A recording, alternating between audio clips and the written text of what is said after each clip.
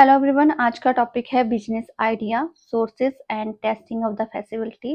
Business idea कैसे generate होता है, क्या क्या उसके सोर्सेज रहते हैं और किस तरह से प्रोजेक्ट की फैसिलिटी की स्टडी की जाती है या फिर आइडिया की फैसिलिटी की स्टडी की जाती है। फैसिलिटी का मतलब है कि आइडिया प्रैक्टिकेबल है कि नहीं है।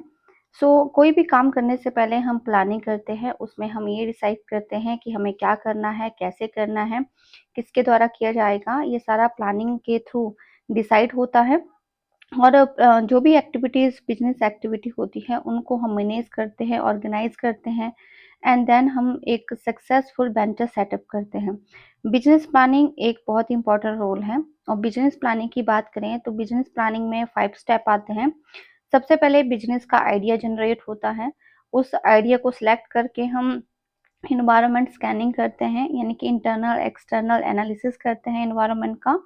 उसके बाद उस आइडिया की टेस्टिंग एंड फैसिबिलिटी करते हैं कि वो आइडिया प्रैक्टिकेबल है भी कि नहीं है और उस आइडिया को चूज़ करके हम एक बिजनेस प्लान तैयार करते हैं और उस प्लान को हम इम्प्लीमेंट करते हैं, यानी धरातल पे उतारते हैं। तो ये 5 स्टेप जो है वो बिजनेस प्लानिंग प्रोसेस के आते हैं। अब वन बाय वन हम डिस्कस करेंगे कि फर्स्ट स्टेप जो है उसमें हम आइडिया जनरेट करने की कोशिश करते हैं। Identify and generating the idea. Generating the idea का मतलब है कि हम आइडिया जनरेट करेंगे। आइडिया जनरेट या तो अवसर का फ़ायदा उठा के होता है या तो किसी सिचुएशन के आधार पे होता है या तो हम किसी प्रॉब्लम में फँसे होते हैं तब आइडिया जनरेट होता है। बिज़नेस अपॉर्च्युनिटी का फ़ायदा उठा के हम कहीं न कहीं उस अपॉर्च्युनिटी को प्रॉफ़िट में कन्वर्ट करने की कोशिश करते हैं। बहुत से ऐसी अपॉर्च्युनिटी अवसर होते हैं, आइडियाज़ होते हैं जो हम बिज़नेस में अप्लाई करते हैं और कई बार क्या होता है ऐसे आइडिया भी हम चूज़ कर लेते हैं जो धरातल पर नहीं उतरते हैं या रियल अपॉर्च्युनिटी के नहीं होते हैं या वास्तव में रियल नहीं होते हैं। तो जो भी हमारे दिमाग में चला होता है उस आइडिया को ही हम बिज़नेस में कन्वर्ट करते हैं और आइडिया ही हमें एक बिज़नेस के बारे में बताता है कि हमें इस तरह का बिज़नेस करना चाहिए। एक सक्सेसफुल बिज़नेस जो है वो किसी एक बेस्ट आइडिया के ऊपर डिपेंड करता है। कोई भी सक्सेसफुल एंटरप्रेन्योर आपने बनना है तो वो आइडिया के ऊपर डिपेंड करता है और I success and failure of new business depend करता है आइडिया के ऊपर। आइडिया कैसा है उसी के ऊपर डिपेंड करेगा। रियल प्रॉब्लम जो भी इंसान फेस करता है उस प्रॉब्लम को सॉल्यूशन ही एक आइडिया जनरेशन का काम करता है। जो भी प्रॉब्लम आती है उसको हम बेस्ट आइडिया के थ्रू सॉल्व कर सकते हैं। तो अपॉर्च्युनिटी के आधार पे ही बिजनेस आइडिया होता है, जिस आइडिया को हम बिजनेस में या फिर प्रॉफिट में कन्वर्ट करते हैं। बात करते हैं फीचर्स ऑफ द आइडिया। कौन-कौन से बिजनेस आइडिया में क्या-क्या फीचर्स होने चाहिए कि जब भी आप आइडिया चूज़ करते हैं तो उसमें क्या चीज़ होनी चाहिए। आइडिया यूनिक होना चाहिए, सबसे अलग होना चाहिए। आइडिया डिफरेंशिएटेड, यानी कि गुड बिजनेस आइडिया जो है वो पुराने बिजनेस से थोड़ा-सा अलग हो। आइडिया फास्टर हो जो कस्टमर की नीड को जल्दी सैटिस्फाई करे। आइडिया जो है वो मार्केट बनाने वाला हो कि मार्केट क्रिएट कर सके, टारगेट मार्केट को हम अचीव कर सके उस आइडिया से। एंड कस्टमर फोकस्ड आइडिया होना चाहिए जो कस्टमर को सैटिस्फाई करें। बेटर और चीपर, यानी जो आइडिया है वो आप अगर उसको इम्प्लीमेंट कर रहे हैं तो उस पे ज़्यादा खर्चा ना हो। इनोवेटिव हो, फंडेबल हो, यानी फंड उस आइडिया में इजीली अवेलेबल हो जाए। व्यवसाय में अदर रेवेन्यू जो है ज़्यादा जनरेट हो, ग्रोथ हो उस आइडिया से। एंड मैनेजियल रिस्क, यानी जिस प्रकार का भी जो रिस्क है वो थोड़ा सा कम हो। सस्टेनेबिलिटी, लॉन्ग टाइम तक चलने वाला आइडिया हो। अट्रैक्टिव हो, यानी गुड बिजनेस आइडिया जो है वो अट्रैक्टिव होना चाहिए जो रियलिटी में कन्वर्ट हो सके। अचीवेबल हो, यानी अचीव करने वाला, उसके जो ऑब्जेक्टिव है वो अचीव हम कर सके। ड्यूरेबल एंड सेफ हो और वैल्यू क्रिएटिंग आइडिया होने चाहिए।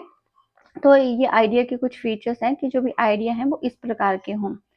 Now that is a very important the source of the business idea. Idea कहाँ-कहाँ से आपको जनरेट होते हैं। पहला है मार्केट रिसर्च करके। अब मार्केट में बहुत से ऐसे व्यवसाय होते हैं जिन पे रिसर्च करके, मार्केट में कस्टमर के ऊपर रिसर्च करके या मार्केट एनालिसिस के आधार पे वहाँ पे नया आइडिया जनरेट होता है। सेकंड है कस्टमर।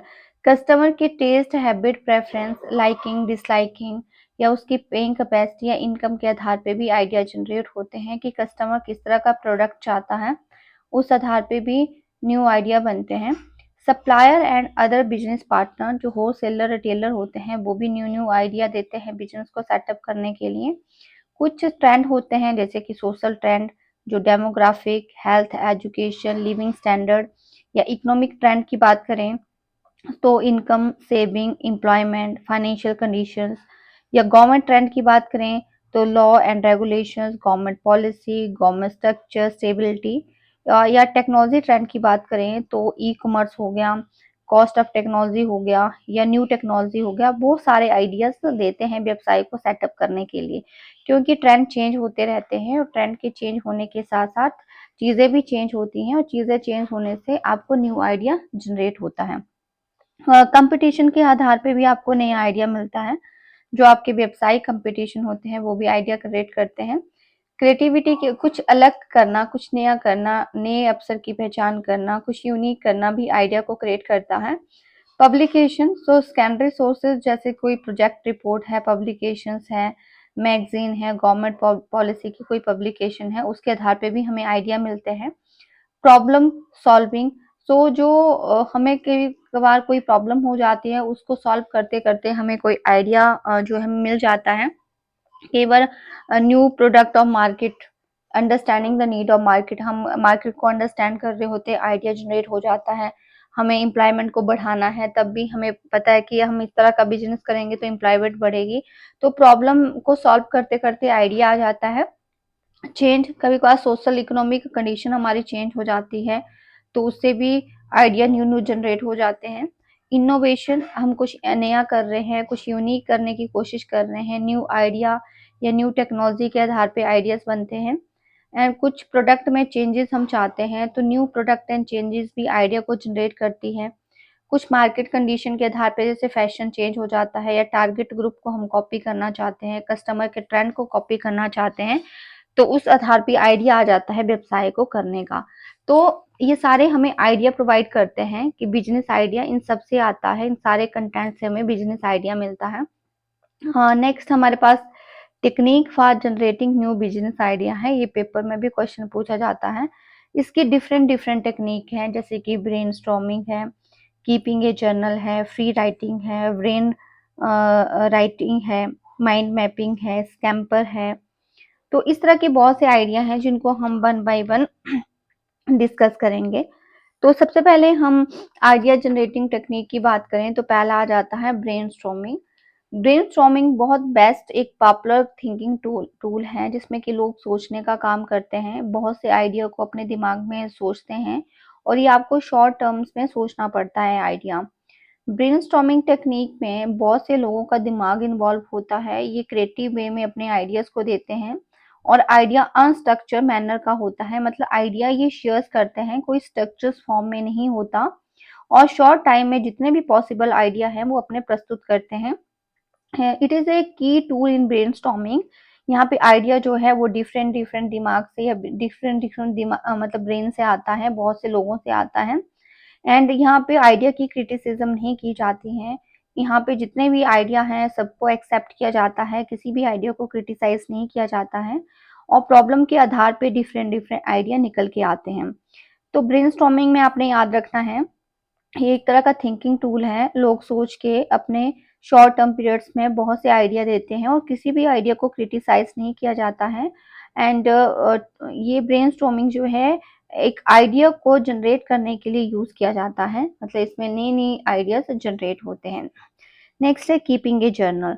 कई बार क्या होता है लोगों का दिमाग बहुत क्रिएटिव होता है, यानी वो सोचते रहते हैं, तो जितने भी आइडियाज आ रहे हैं दे कैन बी रिकॉर्ड, वो अपने आइडिया को रिकॉर्ड कर लेते हैं, एक जर्नल बना देते हैं। तो उसी को ही कीपिंग ए जर्नल कहा गया है कि जितने भी आइडिया होंगे दे रिकॉर्ड इन द जर्नल, उसी को ही कीपिंग ए जर्नल कहा जाता है। फ्री राइटिंग की बात करें तो कुछ लोगों को राइटिंग स्किल या लिखने की आदत होती है, वो जब भी फ्री होते हैं they can be right the idea. तो ये वैसे तो ये एक ब्रेनस्टॉर्मिंग का ही पार्ट होता है, लेकिन they are structure approach. Brainstorming unstructured manner की होती है जबकि फ्री राइटिंग में एक स्ट्रक्चर अप्रोच होती है। यहाँ पे व्यक्ति लिखता है और फ्री राइटिंग में पर्सन जो है पर्टिकुलर जो है एक टॉपिक के ऊपर फोकस करता है एंड वो लगातार उस टॉपिक के बारे में लिखता रहता है शॉर्ट पीरियड ऑफ टाइम में। ठीक है। एंड जो भी वो लिखता है उसको वो रिवाइज नहीं करता है, उसको वो प्रूफ रीडिंग नहीं करता है। वो idea short period of time में लिखता है एंड स्ट्रक्चर्स फॉर्म में होता है, तो उसको फ्री राइटिंग कहते हैं। फ्री राइटिंग में आपने दो बातें याद रखनी है। फ्री राइटिंग में अपने आइडिया को लिखा जाता है और जो भी लिखा जाता है उसको रिवाइज नहीं किया जाता है और with in the short period of time he idea लिखा जाता है। नेक्स्ट यहाँ पे बात करते हैं ब्रेन राइटिंग। तो ब्रेन राइटिंग जो है ब्रेनस्टॉर्मिंग की तरह है, क्योंकि ब्रेनस्टॉर्मिंग में हम आइडिया को सोचते हैं और जो सोचा हुआ आइडिया है यहाँ पे हम उसको लिखते हैं, ठीक है। और ये फटाफट जो है वो काम इसमें प्रोसेस होता है, जहाँ पे it is a very effective to दो situation which participant are reluctant to express the idea of the cloud. जहाँ पे आपको आइडिया जो है वो एक्सप्रेस करने हैं, बहुत से लोगों के ग्रुप के साथ आइडिया जो है वो नंबर ऑफ आइडिया आपने बनाने हैं, तो वहां पे ब्रेन राइटिंग का यूज किया जाता है। ज्यादातर इस आइडिया को वहां पे यूज किया जाता है जहाँ पे जो बहुत प्रभावशाली लोग होते हैं लेकिन अपना आइडिया बताने से हिचकिचाते हैं, तो यानी कि अनुत्सुक होते हैं, तो उलझन में होते हैं कि शेयर करें ना करें, तो ये लिख के जो है वो अपने आइडिया को प्रस्तुत करते हैं, बोलने के बजाय वो लिख के प्रस्तुत करते हैं। इसमें क्या होता है कि 3 आइडिया मतलब किसी व्यक्ति को लिखना होता है और माना नंबर ऑफ पर्सन 6 हैं, 3 आइडिया देंगे हर व्यक्ति और वो 5 मिनट में उन्होंने देना है। तो उस सिचुएशन में ब्रेन राइटिंग का यूज़ कर सकते हैं। सबसे पहले क्या होता है, स्टेप 1 हम फॉलो करेंगे। स्टेप 1 में क्या रहता है, in this 2 standard piece of paper are drawn and person are directed to write 3 idea. एक व्यक्ति को कहा जाएगा, मतलब 6 लोगों को पेपर दे दिया और वहाँ पे कह दिया कि यहाँ पे आइडिया लिखने हैं within the 5 minutes. Second step में क्या होगा, each person write two idea in the each box. 3 boxes में वो अपना अपना आइडिया लिखेंगे और मतलब 6 के अगर आइडिया की हम बात करें तो कितने बन जाएंगे, एक पर्सन के 3 बने तो 6 के 18 आइडिया यहाँ पे बन जाएंगे। थर्ड स्टेप में जो भी शीट होती है वो पूरी पाइल करके मतलब पाइल की जाती है, पूरा कंबाइन किया जाता है, क्योंकि एक व्यक्ति ने 3 आइडिया दिए हैं तो 6 के यहाँ पे 18 कंपाइल किए जाएंगे। और लास्ट टाइम में क्या होता है, और जो भी आइडिया होगा वो पूरा आपका बॉक्स फुल हो जाएगा, मतलब 18 आइडियाज आपके पास रिसीव हो जाएंगे जो लिखित में होंगे और लोग अपने अपने ओपिनियन किसी प्रॉब्लम पे अपने अपने सुझाव आइडियाज यहाँ पे देते हैं, तो उससे भी न्यू बिजनेस आइडिया क्रिएट होता है। नेक्स्ट है mind mapping. Mind mapping effective tool है। वैसे तो ये ब्रेनस्टॉर्मिंग की तरह सिमिलर होता है, लेकिन यहाँ पिक्चर्स या मैप के थ्रू समझाया जाता है आइडिया, और जो भी प्रॉब्लम होती है उसके ऑब्जेक्टिव, नेम, इशू सब कुछ डिस्क्राइब किया जाता है एक ब्रांचेस की तरह। जैसे मेन सब्जेक्ट लिखा जाता है, उसकी प्रॉब्लम, उसके एस्पेक्ट, मेन टॉपिक सारा मैप के थ्रू बताया जाता है। जैसे मेन टॉपिक होगा उसके सब टॉपिक होंगे, सब टॉपिक के भी आगे सब टॉपिक होंगे, इस तरह से एक मैप एंड पिक्चर्स बताया जाता है उस आइडिया में, तो उसको माइंड मैपिंग कहते हैं। नेक्स्ट है स्कैम्पर। स्कैम्पर जो है एक तरह की फेमस एक्टिविटी है, और ये एलेक्स ऑसबोर्न ने दिया है, और उसको डिफरेंट डिफरेंट हर नंबर का मतलब स्कैम्पर जो है वो एक जनरेटिंग आइडिया टूल होता है, और ये ऐसा टूल है कि जो भी प्रॉब्लम होगी, ट्रबल होगी, उसमें न्यू आइडिया कैसे जनरेट करना है। जैसे कि एस से सब्स्टिट्यूट है, what you substitute for it, जो भी आइडिया है उसका सब्स्टिट्यूट क्या है। सी से कंबाइन है, what can be combined with it, उस आइडिया के साथ हम किसका कॉम्बिनेशन ले सकते हैं। सी से अडॉप्ट है, what else is like this, कितने लोग इस आइडिया को अडॉप्ट करना चाहते हैं। एम से मॉडिफाई है कि उस आइडिया में किसी तरह का चेंज चाहते हैं कि नहीं चाहते हैं। पी से पुट टू अदर यूज, वो आइडिया अलग तरीके से कैसे यूज हम कर सकते हैं। Eliminate, what can be omitted and eliminated, उस आइडिया में से क्या चीज हमें एलिमिनेट करनी है। एंड आर से रीअरेंज ए रिवर्स, इसमें क्या हम चेंज कर सकते हैं, कैसे हम उसको मतलब मॉडिफाई कर सकते हैं, रीअरेंज कर सकते हैं उस आइडिया को दोबारा मॉडिफाई करके, तो वो स्कैम्पर में आता है। तो ये एक टूल जनरेटिंग आइडिया है जो बहुत प्रॉपर तरीके से काम करता है, और जो भी हमारा आइडिया होता है उस आइडिया में अगर हमें कोई प्रॉब्लम नजर आती है तो उस आइडिया को हम इस तरह से सिंप्लीफाई कर सकते हैं। उस आइडिया का मेन आइडिया ले लिया, उस आइडिया का मेन आइडिया का हमने फिर सब्स्टिट्यूट देखना है, कॉम्बिनेशन देखना है, उसकी अडॉप्टेबिलिटी देखनी है, उसमें क्या-क्या मॉडिफिकेशन आइडिया में हो सकती हैं, उसको दूसरे तरीके से कैसे यूज़ हम आइडिया को कर सकते हैं, उसमें क्या चीज़ हम एलिमिनेट कर सकते हैं, क्या चीज़ रीअरेंज कर सकते हैं, तो उस आइडिया में देखा जाता है। नेक्स्ट है this is to be force connection. Force connection tool भी एक आइडिया जनरेटिंग टूल होता है और it is use to on end part of the brainstorming brain writing session. एक तरह से ब्रेनस्टॉर्मिंग और ब्रेन राइटिंग सेशन की तरह ही होता है, लेकिन यहाँ पे जो अनरिलेटेड चीज़ों होती हैं और उस अनरिलेटेड चीज़ों को हमें एक आइडिया क्रिएट करना होता है। फोर्स्ड कनेक्शन का मतलब है कि कोई कनेक्शन क्रिएट करना अनरिलेटेड चीज़ों का। ऐसी चीज़ें जो आपस में संबंधित नहीं है, उसका कनेक्शन करके, जैसे फूल और चेयर है, दोनों ही आपस में अलग है, फूल अलग होते हैं, चेयर अलग होती है, उनका कनेक्शन क्रिएट करके कुछ आइडिया बनाना, वहाँ पे फोर्स्ड कनेक्शन क्रिएट करने का होता है। जैसे ही फर्स्ट फर्स्ट स्टेप में हम कोई किसी को टॉपिक दे देंगे जो अनरिलेटेड है, जैसे मैंने आपको कहा कोई भी ऑब्जेक्टिव वर्ड या पीस ऑफ म्यूजिक दे देंगे, जैसे चेयर और फूल दे दिया, चेयर अलग है, फूल अलग है, तो ये फर्स्ट स्टेप हो गया। सेकंड स्टेप में होगा कि listing everything your group know about it. सबसे पहले पूछना है कि आप उसके बारे में जानते हैं कि नहीं जानते हैं, ठीक है। And focus on make it special, मतलब फूल और चेयर से कोई स्पेशल चीज बनाने की कोशिश करें। आप ऐसी कोई चीज, सेकंड में क्या होता है, आप किसी चीज को स्पेशल डिस्क्राइब करके आप बोलेंगे कि इससे कोई उसके फूल और चेयर के कैरेक्टरिस्टिक्स बताओ, उसको हम कैसे मैनेज कर सकते हैं, कहाँ पे इसको हम यूज करते हैं, इस तरह के हम क्वेश्चन मतलब उसमें डालेंगे। थर्ड स्टेप में क्या होगा, जो भी प्रॉब्लम होगी उसको हमें सॉल्व करने की कोशिश करनी है। जैसे कि ask the participant to write everything about the chair they are sitting on, मतलब जिस चेयर्स पे आप बैठे हो उसके बारे में लिखो, उसके बारे में डिस्क्राइब करो। वो थर्ड स्टेप हो गया। फोर्थ स्टेप, उस चेयर्स के साथ उस फूल का कॉम्बिनेशन बनाने की कोशिश करो कि जैसे फूल जो है वो चेयर्स में सजावट के काम आते हैं, फूल को हम चेयर्स के थ्रू सजा सकते हैं। तो take detail to first list, ठीक है, जो अनरिलेटेड ऑब्जेक्ट था वो हमने ले लिया। उसके बाद उस अनऑब्जेक्टिव जो अनरिलेटेड ऑब्जेक्ट था उसको हम second list related to problem, second में प्रॉब्लम में राइज हुई, उसके साथ कनेक्ट करेंगे। फिर हम उसका कॉम्बिनेशन बनाएंगे। फोर्थ स्टेप में कोई ना कोई कॉम्बिनेशन हम क्रिएट करेंगे, जैसे फ्लावर एंड चेयर्स। तो जैसे फूल और फ्लावर के साथ हम फ्लावर की सजावट जो है वो चेयर्स पे कर सकते हैं। एक तो ये कॉम्बिनेशन हो सकता है, या तो जो फ्लावर का कलर है और चेयर का कलर है उसका कलर बाय कॉम्बिनेशन हम क्रिएट कर सकते हैं। Lot of the combination, lot of the idea जो है अनरिलेटेड चीज हम क्रिएट करने की कोशिश करेंगे, तो उसको ही फोर्स्ड कनेक्शन कहेंगे। फोर्स्ड कनेक्शन जो अनरिलेटेड चीजों के साथ, जो चीजें अनरिलेटेड हैं, ऐसी प्रॉब्लम जिसके ऑब्जेक्टिव अनरिलेटेड है, उसको सॉल्व करने की कोशिश करना ही फोर्स्ड कनेक्शन कहलाता है। नेक्स्ट है attribute listing and the morphological analysis.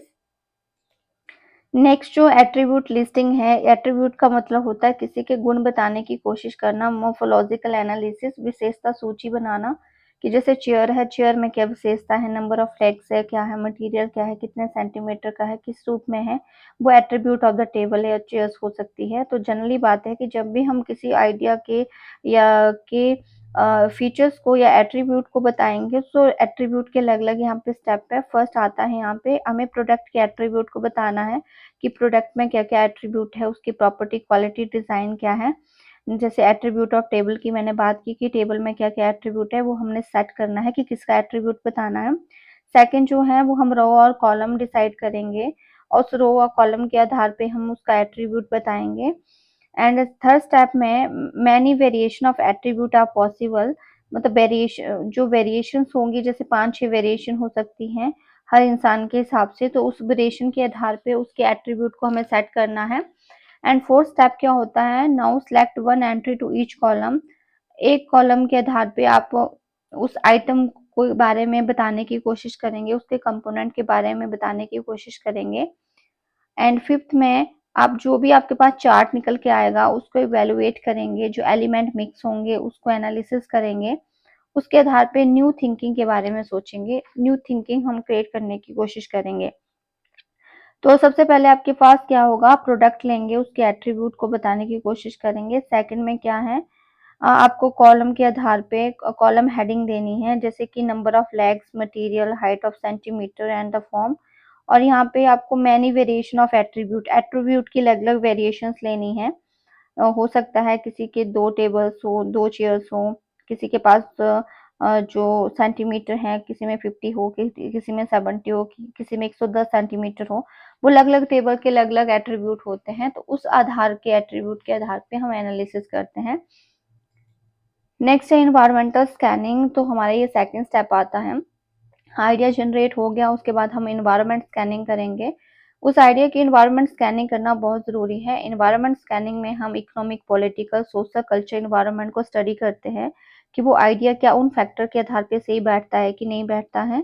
Internal environment वो होता है जिसमें कि हम स्ट्रेंथ और वीकनेस को बिजनेस की देखते हैं, और एक्सटर्नल एनवायरनमेंट वो होता है जिसमें हम अपॉर्चुनिटी और थ्रेट्स को देखते हैं। इंटरनल एनवायरनमेंट को हम कंट्रोल कर सकते हैं, लेकिन एक्सटर्नल एनवायरनमेंट को हम कंट्रोल नहीं कर सकते हैं। थर्ड में आता है testing to feasibility of the business idea, कि जो भी आपने बिजनेस आइडिया चूज किया है, एनवायरनमेंट स्कैनिंग के बाद उस आइडिया की फीजिबिलिटी को देखना, प्रैक्टिकेबिलिटी को देखना कि आइडिया वास्तव में ही सक्सेसफुल होगा कि नहीं होगा। आप एनवायरनमेंट स्कैनिंग इंटरनल और एक्सटर्नल फैक्टर के साथ करते हैं, और फीजिबिलिटी स्टडी में उस आइडिया की सक्सेसिबिलिटी या रियलिटी को देखते हैं कि आइडिया वास्तव में ही वर्क करेगा कि नहीं करेगा। सो द मेन ऑब्जेक्टिव होता है फीजिबिलिटी स्टडी करना। फीजिबिलिटी स्टडी को बहुत-बहुत फैक्टर के आधार पे जो है वो देखा जाता है कि फाइनेंशियल आधार पे वो सही है, क्या मार्केट आधार पे वो सही है, क्या टेक्निकल या ऑपरेशन फीजिबिलिटी है, उसमें टेक्निकल के आधार पे वो आपका जो प्रोजेक्ट है वो सही बैठ रहा है कि नहीं बैठ रहा है। यहाँ पर बहुत से ऐसे एस्पेक्ट होते हैं जिनके आधार पे फीजिबिलिटी स्टडी की जाती है, तो उनको देखना बहुत ज़रूरी है। तो कौन-कौन सी ऐसी डायमेंशंस है फीजिबिलिटी स्टडी में या टेस्टिंग है? देखिए, फीजिबिलिटी स्टडी को अलग-अलग प्रकार के आधार पे जो है जज किया जाता है। जैसे फाइनेंशियल आधार पे, क्या वो प्रोजेक्ट चलेगा कि नहीं चलेगा, या जो भी आइडिया आपने सेट किया है वो ठीक है कि नहीं है। मार्केट के आधार पे वो आइडिया ठीक है कि नहीं है, या टेक्निकल आधार पे ठीक है, नहीं है। ये सारी चीज़ें हम देखते हैं। तो सबसे पहले हमारे पास डायमेंशन आती है, डायमेंशन एंटरप्रेन्योर फीजिबिलिटी में टेक्निकल आधार पे आप चीज़ों को देखेंगे, फाइनेंशियल आधार पे उस आइडिया को टेस्टिंग करेंगे, मार्केट आधार पे देखेंगे। अदर भी बहुत से टेस्टिंग एंटरप्रेन्योर फीजिबिलिटी होती है, कौन-कौन सी है उसको वन बाय वन हम देखेंगे। सबसे पहले हम क्या करेंगे, जो मेजर एंटरप्रेन्योर कॉम्पिटेंसी है उसके आधार पे हम बिजनेस आइडिया की टेस्टिंग करते हैं। टेस्टिंग में सबसे पहले प्रॉब्लम सॉल्विंग, क्या जो आइडिया है वो हमारी प्रॉब्लम को सॉल्व कर रहा है कि नहीं कर रहा है। कमिटमेंट टू वर्क, क्या आइडिया जो है, जो हमें काम, जिस आइडिया के आधार पे हम जो आइडिया हम लेके आए हैं, क्या वो हमारे काम को कंप्लीट करेगा कि नहीं करेगा। क्या वो आइडिया एफिशिएंसी को बढ़ाएगा। जो आइडिया है, क्या ऑर्गेनाइजेशन के आधार पे वो रेगुलर मॉनिटरिंग के आधार पे स्टेबल है कि नहीं है। क्या आइडिया से एम्प्लॉय की वेलफेयर होगी कि नहीं होगी। जो एंटरप्रेन्योर जो है वो उस आइडिया के ऑर्गेनाइज भी करेगा, उसके आइडिया के आधार पे क्या लोग मिल पाएँगे, क्या आइडिया वो वास्तविक में इम्प्लीमेंट हो पाएगा, आइडिया क्या वो वास्तविक में फोरसाइटेड है, फ्यूचरिस्टिक है कि नहीं है, या इनिशिएटिव है। क्योंकि जब भी कोई भी न्यू हम आइडिया लॉन्च करते हैं, तो उसमें एंटरप्रेन्योर ये देखता है कि किस तरह के इनिशिएटिव उसमें लेने की ज़रूरत है, आइडिया को इम्प्लीमेंट करने के लिए। क्या आइडिया जो है वो कौन से अवसर हमें प्रदान कर रहा है, उस अवसर के आधार पे उस आइडिया में क्या बेस्ट है। आइडिया जो है वो किस तरह से बिज़नेस की गोल को अचीव कर सकता है, क्या आइडिया फ्यूचर में फेल ना हो, उसमें निरंतर कंटिन्यूटी बनी रहने बहुत ज़रूरी है। सिस्टमैटिक प्लानिंग के आधार पे idea, logic, realistic, proper plan के आधार पे ही आइडिया जो है वो सिलेक्ट करना चाहिए। And able to communicate, entrepreneur को जो भी आइडिया आता है उसको हमेशा ही वो कम्युनिकेट करे लोगों के साथ। एंड डिटर्मिनेशन एंड कमिटमेंट, तो एंटरप्रेन्योर को जो भी आइडिया आता है, हर्डल्स आती है, उसको सॉल्व करें, अपनी जॉब को कंप्लीट करें।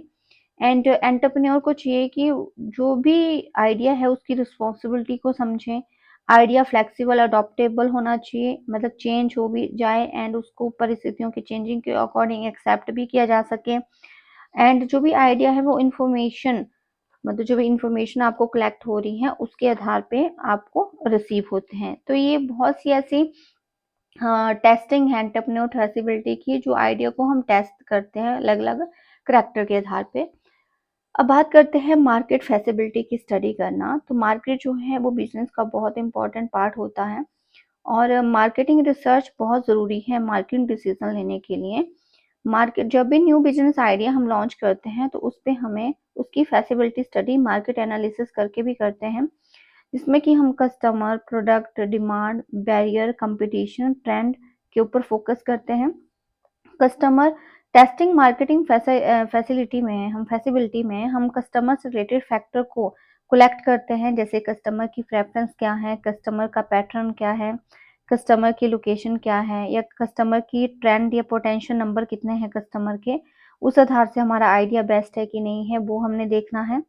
प्रोडक्ट के आधार पे भी हम फैसिलिटी स्टडी करते हैं कि फीचर ऑफ प्रोडक्ट कैसा होना चाहिए, स्ट्रेंथ क्या होनी चाहिए प्रोडक्ट और सर्विस की, क्या प्रोडक्ट कस्टमर के सेटिस्फेक्शन प्रोवाइड कर रहा है कि नहीं, उस हिसाब से भी उस आइडिया को देखना है। डिमांड कि क्या वो टारगेट मार्केट को वो आइडिया अचीव करेगा, क्या वो डिमांड को इंक्रीज करेगा या डिमांड को कौन से फैक्टर प्रभावित कर रहे हैं, उस आधार पे भी मार्केट फैसिलिटी एनालिसिस किया जाता है। Unique selling propositions, unique selling preposition मतलब यूनिक वे से कैसे आप सेलिंग कर सकते हैं, मार्केट में कौन-कौन सी बाधाएँ हैं, क्या वो जो आइडिया है उस बाधा को वो पूरा कर पाएगा। कंपटीशन को भी देखना है आपने, क्योंकि प्राइस क्या है आपके कंपटीटर का, नेचर क्या है कंपटीटर का, क्वालिटी क्वांटिटी क्या है compare to competitor, competitive advantages क्या हैं, उसके आधार पे भी आपको एनालिसिस करना पड़ेगा। और जो इंडस्ट्रियल और टेक्नोलॉजी का ट्रेंड है, जो वास्तविक में क्या ट्रेंड चला है, उसके आधार पे आपका आइडिया सही है कि नहीं है, तो उसके आधार पे भी उसकी टेस्टिंग करनी पड़ेगी। तो यहाँ पे मार्केट फैसिलिटी के आधार पे टेस्टिंग की जाती है। नेक्स्ट आता है टेस्टिंग टू टेक्निकल ऑपरेशनल के आधार पे। टेक्निकल आधार पे आप अपने प्रोजेक्ट की या आइडिया की कैसे टेस्टिंग करोगे। प्रोडक्शन टेक्निक एंड कॉस्ट, यहाँ पे ये देखा जाएगा कि जो आइडिया है, बिजनेस आइडिया है, उसको चलाने के लिए किस तरह की टेक्निक का या कॉस्ट का यूज होगा। एंड क्वालिटी कंट्रोल, जो भी बिजनेस आइडिया की फैसिलिटी स्टडी में क्वालिटी कितनी रहेगी उसकी, वो भी देखना है। इन्वेंट्री कंट्रोल भी उसका देखना है कि बिजनेस आइडिया में टेक्निकल ऑपरेशन फैसिलिटी के बाद जो है वो कितनी इन्वेंट्री को हमें कंट्रोल करना पड़ेगा। उस आइडिया को चलाने के लिए कितने फिजिकल रिक्वायरमेंट की ज़रूरत पड़ेगी, कितने स्पेस की ज़रूरत पड़ेगी, कितने बिल्डिंग की ज़रूरत पड़ेगी, वो भी देखना पड़ेगा। यूटिलिटी भी देखनी पड़ेगी, जैसे पानी, वाटर सप्लाई की रिक्वायरमेंट कितनी आपको ज़रूरत पड़ेगी। प्रोडक्शन कैपेसिटी भी देखनी पड़ेगी कि जो भी बिज़नेस आइडिया आप लॉन्च करने वाले हैं, उसमें किस प्लांट की कैपेसिटी में लॉन्च करना पड़ेगा, साइज़ ऑफ प्लांट क्या रखना पड़ेगा। एंड इक्विपमेंट की जो भी बिजनेस प्लान आइडिया आपने चूज किया है उसके लिए टेक्निकल कंपोनेंट या इक्विपमेंट कौन-कौन से आपको चाहिए, वो भी टेस्टिंग करनी पड़ेगी। इंफ्रास्ट्रक्चर उसके लिए क्या चाहिए, बिजनेस प्रोसेस क्या होना चाहिए, या फिर टेक्नोलॉजी चेंजेस पे क्या उसका प्रभाव ज़्यादा पड़ेगा, नहीं पड़ेगा, वो भी देखना है। उसके लिए सब रॉ मटेरियल कहाँ से आएगा, या चेंज पे कितना प्रभाव उस बिज़नेस आइडिया में पड़ेगा कि फ्यूचर में अगर किसी तरह का चेंज हुआ, तो वो बिज़नेस आइडिया कितना प्रभावित होगा, वो भी आपने देखना है। तो ये टेक्निकल आधार पे आइडिया की टेस्टिंग की जाती है। नाउ फाइनेंशियल आधार पे आइडिया की टेस्टिंग कैसे होती है? फाइनेंशियल आधार पे सबसे पहले हम ये देखेंगे कि उस आइडिया को लॉन्च करने के लिए, स्टार्टअप करने के लिए कितनी कैपिटल चाहिए, सोर्स ऑफ कैपिटल कहाँ-कहाँ से आएगी, यानी कि फाइनेंस कहाँ से आएगा, इंटरनल सोर्स क्या है फाइनेंस का, एक्सटर्नल सोर्स क्या है फाइनेंस का, इक्विटी कैपिटल, लोन के थ्रू भी फाइनेंस जो है वो आ सकता है। उसके बाद फाइनेंशियल रिक्वायरमेंट की एस्टिमेशन करनी है कि फाइनेंशियल रिक्वायरमेंट की कितनी ज़रूरत पड़ेगी रनिंग बिज़नेस में, वो प्रोजेक्ट कितने में कंप्लीट होगा, वो आइडिया कितने में लॉन्च होगा। उसका एनालिसिस ऑफ कॉस्ट करनी पड़ेगी कि लैंड बिल्डिंग की कितनी कॉस्ट आएगी, प्राइमरी एक्सपेंसेस कितने होंगे, मार्केट सर्वे पे कितना खर्च होगा एंड कितना आपको पैसा चाहिए, वर्किंग कैपिटल की रिक्वायरमेंट कितनी पड़ेगी और पैसा लगाने के बाद फ्यूचर में कितनी प्रॉफिटेबिलिटी होने की संभावना है, कितनी रिटर्न मिलने की संभावना है, उस प्रोजेक्ट का ब्रेक इवन पॉइंट या उस आइडिया का ब्रेक इवन पॉइंट क्या है, प्रॉफिट कितना होगा उस आइडिया से बिजनेस में, लॉस कितना होगा एंड कैश फ्लो एनालिसिस मतलब कितना कैश इनफ्लो और आउटफ्लो होने की संभावना है, वो भी हम फाइनेंशियल फैसिलिटी स्टडी में एनालिसिस करेंगे। तो फाइनेंशियल फैसिलिटी स्टडी में इस तरह के एनालिसिस किए जाते हैं। दूसरा कि फैसिलिटी स्टडी करना बहुत ज़रूरी है बिजनेस आइडिया की, क्योंकि फैसिलिटी स्टडी करके हमें ये पता चल जाता है कि बिजनेस आइडिया सक्सेसफुल होगा या फेलियर होगा।